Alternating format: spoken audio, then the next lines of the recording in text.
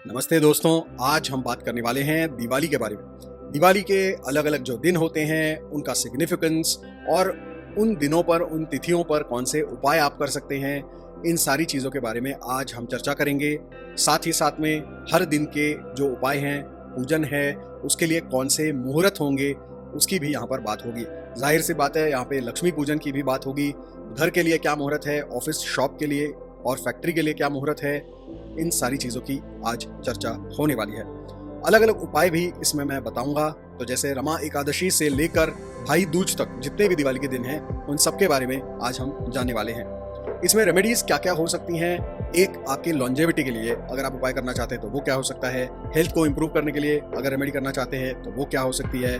उसके बाद अगर कोई कंसीव करना चाहता है, प्रेग्नेंट होना चाहता है लेकिन नहीं हो पा रहा है, तो उसके लिए क्या रेमेडी हो सकती है। अगर आप कोर्ट मैटर्स में फंसे हैं, किसी दुश्मन से परेशान हैं, शत्रु पीड़ा है आपको, तो उससे बचने के लिए क्या उपाय हो सकता है, ये भी हम दिवाली में कर सकते हैं। और फिर कैश फ्लो के लिए, इनकम बढ़ाने के लिए, लक्ष्मी को बढ़ाने के लिए भी उपाय यहाँ पर हो सकते हैं। तो इन सारी चीज़ों की आज हम चर्चा करने वाले हैं।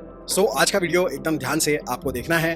आपको डायरी पेन लेकर अगर बैठते हैं तो अच्छा होगा। नोट्स बनाइए, मुहूर्त लिखिए, क्योंकि उसके बाद आप अच्छे तरीके से प्लानिंग कर पाएंगे।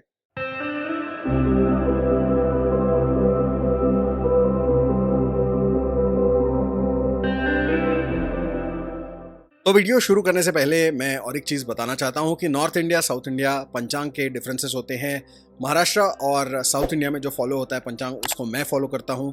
तो जो भी मैं बता रहा हूँ वो उसके अनुसार होगा। यहाँ पर मैं ये कहूँगा कि अगर आपको कोई समस्या नहीं है, कोई प्रॉब्लम्स नहीं है, तो आप नॉर्थ इंडियन पंचांग को फॉलो करिए और जो भी ट्रेडिशनली आप फॉलो करते हैं उसके हिसाब से आप जा सकते हैं। और अगर आपको कोई समस्या है, जैसे कि मैंने कुछ चीज़ें आपको गिनाई, उनसे रिलेटेड रेमेडीज़ मैं आपको आज बताने वाला हूँ, तो उससे रिलेटेड कोई समस्या है आपको, तो फिर आपको जो है मेरे बताए हुए जो मुहूर्त हैं उनको फॉलो करना चाहिए।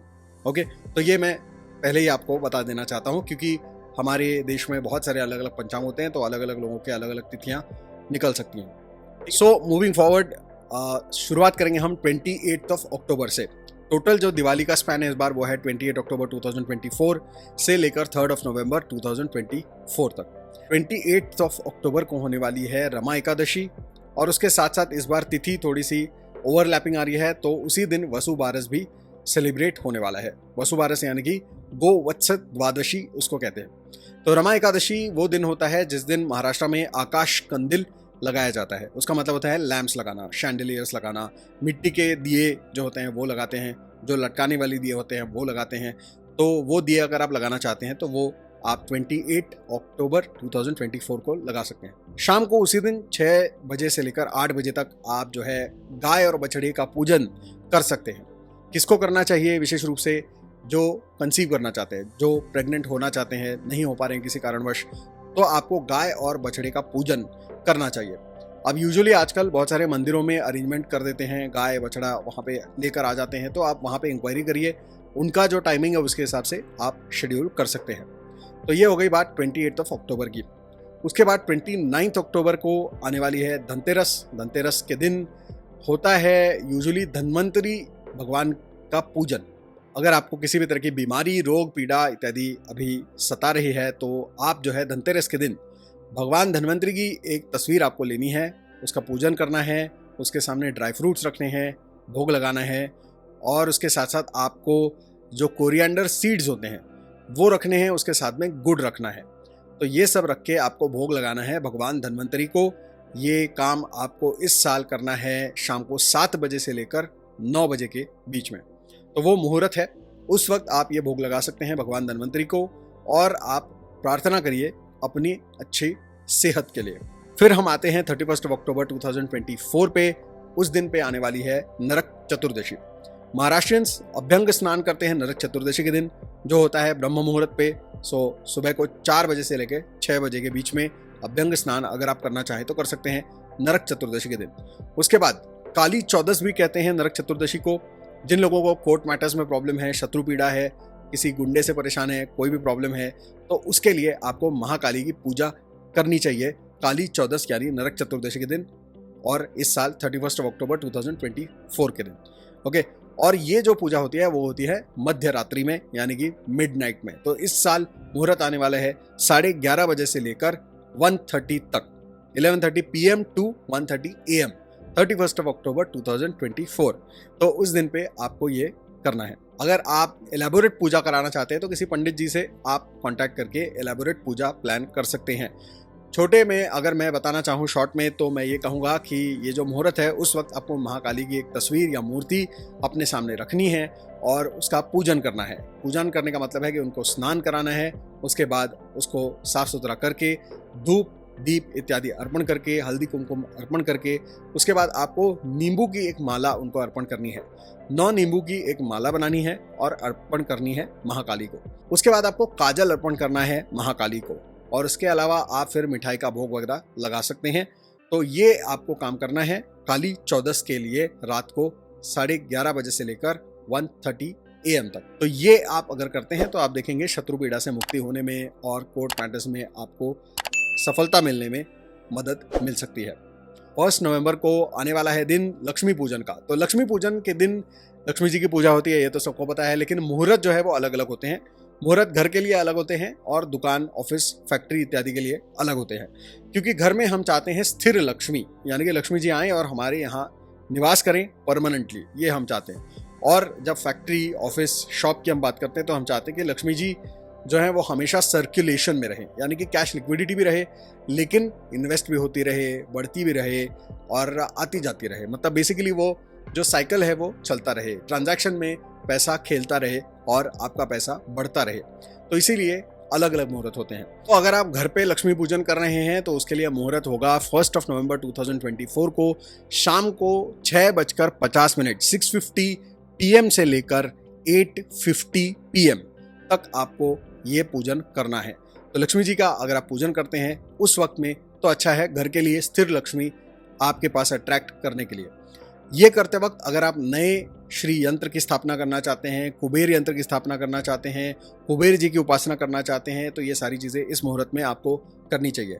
लक्ष्मी जी की जो तस्वीर या मूर्ति है, मेक श्योर कि यहाँ पर वो बैठी हुई पोजीशन में होनी चाहिए, यानी कि लक्ष्मी जी बैठी हुई होनी चाहिए उस तस्वीर में या उस फोटो में, क्योंकि हम अगेन स्थिर लक्ष्मी चाहते हैं। इसलिए लक्ष्मी जी के अगर पैर पड़ने हैं आपके घर में तो ज़रूरी है कि वो फोटो और मूर्ति जो है उसमें भी कम से कम जो राइट उनका फीट है वो नज़र आना चाहिए, लक्ष्मी जी का भी और कुबेर जी का भी। तो ये आपको ध्यान रखना है। ये सिंबॉलिक चीज़ें होती हैं जो तंत्र में बहुत इंपॉर्टेंट होती हैं, मैटर करती हैं, तो इनका आपको विशेष रूप से ख्याल रखना है। ओके, बाकी जो सामान्य रूप से आप पूजन करते हैं उसी तरीके से पूजन कर सकते हैं। घर का कोई भी आपके गोल्ड और चांदी के आभूषण होते हैं, कैश होता है, तो वो सब आप लक्ष्मी जी के सामने रखिए और हल्दी कुमकुम अर्पण करके, इत्र लगा के लक्ष्मी जी की अच्छे तरीके से पूजा आप करिए। उसके बाद आता है मुहूर्त लक्ष्मी पूजन के लिए फैक्ट्री, शॉप, ऑफिस इत्यादि के लिए। तो ये जो मुहूर्त होगा वो होगा रात को 11 बजे से लेकर 1:30 तक लगभग। उस टाइम पे आपको पूजन करना है फैक्ट्री, ऑफिस और आपके शॉप में लक्ष्मी जी का। तो यहाँ पर भी सेम चीज़ है, लेकिन सिर्फ सिंबल्स बदल जाएंगे, टाइम बदल जाएगा। तो सिंबल्स यहाँ पर ये होंगे कि लक्ष्मी जी और कुबेर जी की जो भी तस्वीर है, मूर्ति है, वो ऐसी होनी चाहिए कि उसमें वो दोनों खड़े हों, स्टैंडिंग पोजीशन में होनी चाहिए और उनके फीट यहाँ पर भी नजर आनी चाहिए। तो ये सिंबॉलिकली बहुत इंपॉर्टेंट है यहाँ पर, ठीक है। उसके बाद उस दिन एक बार पूजा हो जाती है तो किसी भी तरीके से आपको पैसा खर्च नहीं करना होता है, इसलिए भी मध्य रात्रि में ये पूजन किया जाता है फैक्ट्री और बिजनेस प्लेसेस में, ताकि फिर जो पैसा है वो खर्च ना हो। अगर उस मुहूर्त में आप किसी कस्टमर से पैसे ले सकते हैं तो एक अच्छा शगुन माना जाता है for the upcoming year, because फिर उस दिन जब पैसा आता है तो आप उसको खर्च नहीं करते, फिर वो अगले दिन तक कम से कम रहता है या दिवाली की छुट्टी खत्म होने तक आपके पास रहता है, तो वो शाश्वत रूप से आपके पास पैसा आता रहता है और उस मुहूर्त पे जो पैसा आएगा तो साल भर पैसा आता रहेगा, ऐसी भी यहाँ पर मान्यता होती है। अक्सर इस वक्त पे शेयर मार्केट में भी शगुन की ट्रेडिंग वगैरह होती है और तो इसीलिए ये मुहूर्त बहुत स्पेशल होता है फॉर बिजनेसेस, तो आप इसको जरूर फॉलो कर सकते हैं। इसके बाद 2 नवंबर 2024 को होगी बलि प्रतिपदा। बलि प्रतिपदा जो है वो राजा बलि के नाम से जानी जाती है और उसका स्मरण किया जाता है इस दिन पे, और जो हमारे किसान भाई हैं उनके लिए प्रार्थना की जाती है कि जो उनका अनाज है, खेती है, वो फले फूले और अच्छे तरीके से चले, तो उसके लिए प्रार्थना की जाती है। उसके अलावा गोवर्धन पूजा होती है बलि प्रतिपदा के दिन। गोवर्धन पूजा वैष्णव, गौड़िया वैष्णव संप्रदाय के लोग इसको करते हैं और ये उसी कथा पे आधारित है जहाँ पर भगवान इंद्र और श्री कृष्ण के बीच में एक तरह से आप कह सकते हैं झगड़ा हो गया था, लड़ाई हो गई थी और श्री कृष्ण ने अपने गांव वालों को बचाने के लिए गोवर्धन पर्वत को उठा लिया था। तो इस दिन पे अन्नकूट किया जाता है और प्रसाद का एक तरीके से बिल्कुल पहाड़ बना दिया जाता है और भगवान को भोग लगाया जाता है। तो इसी को गोवर्धन पूजा कहते हैं। उसके अलावा इस दिन पति पत्नी का जो नाता है उसको सेलिब्रेट किया जाता है। तो पति यूजुअली अपने पत्नियों को गिफ्ट्स देते हैं, गोल्ड इत्यादि खरीदते हैं। ये जो मुहूर्त है बलि प्रतिपदा का, इसको 3.5 मुहूर्त में से एक माना जाता है। तो नई कार, नया घर और फिर नई साड़ियाँ, नए गोल्ड के आभूषण और इस तरह के बहुत सारे अलग अलग जो भी नई खरीदारी होती है तो यूजुअली इस दिन पे बुकिंग की जाती है या डिलीवरी ली जाती है। तो उसके लिए ये मुहूर्त समझा जाता है। तो इस दिन पे अगर आप गोवर्धन पूजा करना चाहते हैं तो वो आपको सुबह को मुहूर्त चाहते हैं गोवर्धन पूजा का, तो वो लगभग 6 बजे से 8 बजे के बीच में है। तो उस वक्त पे आप गोवर्धन पूजा कर सकते हैं। उसके बाद आता है 3 नवंबर 2024। इस दिन पे आएगी भाई दूज। भाई दूज को हम तिथि में कहते हैं यम द्वितीया। तो ये जो दिन है, इस दिन पे अपनी रसोई का खाना नहीं खाना चाहिए, इससे आपकी उम्र घटती है, ऐसी एक मान्यता है हमारे शास्त्रों में, धर्म सिंधु इत्यादि ग्रंथों में ऐसी चीज़ें हमें पढ़ने को मिल जाती हैं। तो इसीलिए ये जो दिन होता है, इस दिन पे यूजुअली जो भाई होते हैं वो अपने बहनों के घर पे जाते हैं, गिफ्ट्स लेकर जाते हैं, गिफ्ट्स एक्सचेंज होते हैं और जो बहन होती है वो अपने भाइयों के लिए खाना बनाती है। यही ट्रेडिशन है, इससे लॉन्जेविटी बढ़ती है भाई और बहन दोनों की, ऐसी एक मान्यता है। तो ये भी आप ज़रूर सेलिब्रेट करिए भाई दूज का दिन 3 नवंबर। इसका कोई मुहूर्त नहीं होता है, बस 3 नवंबर को है। तो फुल डे आप भाई बहन जो है आप मिल सकते हैं, परिवार वाले मिल सकते हैं, दिवाली मना सकते हैं। तो इस दिवाली इन सारी मुहूर्तों का आप लाभ उठाइए। जो जो चीज़ आपके लाइफ में मिसिंग है उसके लिए उन दिनों का विशेष रूप से आपको ध्यान रखना है। उस दिन पे कुछ एक्स्ट्रा कर सकते हैं तो वो आपको करना है। और सेहत, धन, लॉन्जेविटी और पारिवारिक सुख, सारी ही चीज़ें इस दिवाली से आपको प्राप्त हो सकती हैं। जाते जाते एडिशनल टिप ये है कि घर पूरा जो है वो साफ़ होना चाहिए। घर, फैक्ट्री, शॉप, ऑफिस अच्छे तरीके से साफ़ करो, बिकॉज जो क्लीनलीनेस है वही लक्ष्मी जी है। तो झाड़ू का भी पूजन होता है। झाड़ू जो होता है वो भी बदला जाता है लक्ष्मी पूजन के दिन। तो लक्ष्मी जी जो है वो क्लीनलीनेस के रूप में भी आती हैं। तो इसीलिए इसका मतलब क्या है, सिंबॉलिकली इसका मतलब ये होता है कि आपके घर में, ऑफिस में, शॉप में और आपकी फैक्ट्री में जितनी आप सफाई रखेंगे, जितना कबाड़ कचरा निकाल कर फेंकेंगे और जितना हर चीज़ को ऑर्डरली फैशन में रखेंगे, उतना आपके घर में, शॉप में, बटवे में लक्ष्मी जी आती रहेंगे।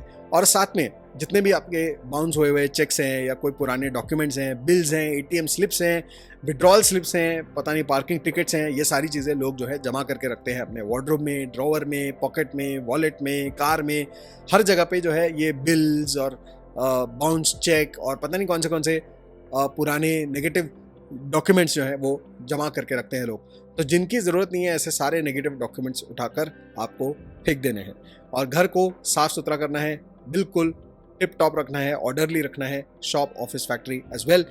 जितनी आप सफाई रखेंगे, क्लीनलीनेस रखेंगे, जितनी पुरानी चीज़ों को, जितना भी कूड़ा कबाड़ भंगार सब है वो सब फेंकोगे, तो अपने आप राहु, केतु, शनि, मंगल सारे जो बुरे उसके फल है, योग है, वो सारे कम होते चले जाएंगे और आपको उससे भी काफ़ी ज़्यादा लाभ होगा इन टर्म्स ऑफ फाइनेंसेस। तो ज़रूर ये भी आपको याद रखना है कि साफ़ सफाई बहुत ज़रूरी है। दिवाली में ज़रूर इसको करिए, उसके बाद आपकी पूजा, हवन इत्यादि आपको करने हैं। ओके। और आपके घर में जितने भी काम करने वाले लोग हैं, मेड सर्वेंट्स हैं या जो भी हैं, उन सभी को आपको मिठाई, बोनस कुछ ना कुछ देना है। इससे भी आपके जीवन में खुशियाँ, पुण्य बढ़ेगा और आपके जीवन में जो भी आप चाहते हैं वो आपको मिल जाएगा। ठीक है, तो ये था आज का हमारा वीडियो। इस दिवाली को सेलिब्रेट करिए हंसी खुशी, सेहत, आरोग्य और सेफ्टी के साथ, आनंद के साथ, परिवार वालों के साथ, लव्ड वंस के साथ मनाइए इसको। आपके आसपास खुशियाँ बांटिए और एंजॉय करिए इस दिवाली को। Wish you all a very happy Diwali from me in advance. और इस वीडियो को सर्कुलेट करो ज़्यादा से ज़्यादा ताकि सबको मुहूर्त पता चले और सब लोग उसको फॉलो करें। मिलते हैं अगले वीडियो में और भी धांसू इन्फॉर्मेशन के साथ। तब तक के लिए मे गॉड ब्लेस यू।